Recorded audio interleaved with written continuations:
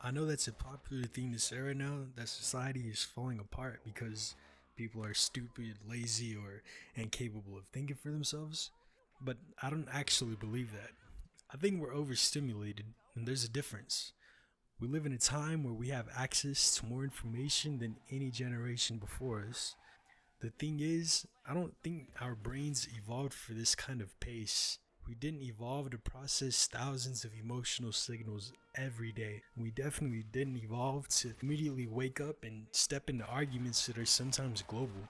I think we evolved for slower environments where changes happen gradually and conversations had some space to breathe. Now there is no space. Every idea demands a reaction, every disagreement feels personal, every headline is framed like an emergency. When we're constantly reacting, when do we really ever have time to think?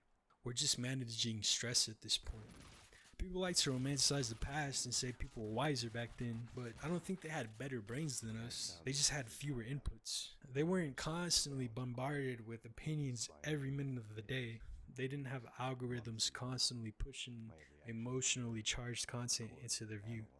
Slower lives forced reflection, and these faster lives that we lived reward impulse. That's not a moral judgment, that's just how our nervous system works. I think one of the biggest places that this shows up in is how we choose to relate to ideas, especially political ones. Somewhere along the way, beliefs stopped being things that we held and started being things that we are. And once an idea becomes your identity, disagreement stops feeling like disagreement. It feels like an attack. If someone questions the idea, it feels like they're questioning you. If someone criticizes the belief, it feels like they're attacking your worth. That's why conversations collapse so fast now. It's why people go from calm to furious in seconds. It's why words alone can sometimes feel like a justification for hatred. It's not because people are evil, it's just because we're overstimulated and we're emotionally fused to ideas. Most of us were taught as kids not to let words control us. Somewhere along the way, we forget how hard that actually is. Now we live in a culture where emotional escalation is rewarded, where the loudest reaction gets the most attention, and where being calm can be mistaken as a weakness. But I don't believe calm is weakness.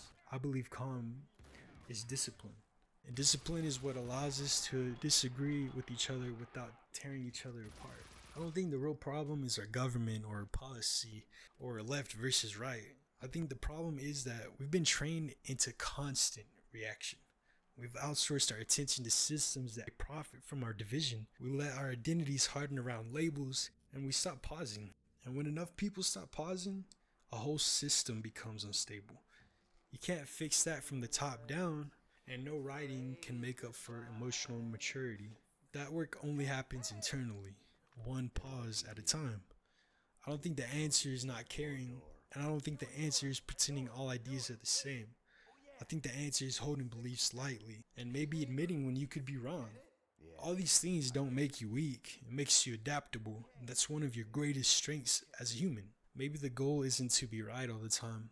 Maybe the goal is to slow down enough to actually think, to notice when you're reacting instead of reasoning, to catch that emotional spike and ask ourselves, why did it make us react the way that it did?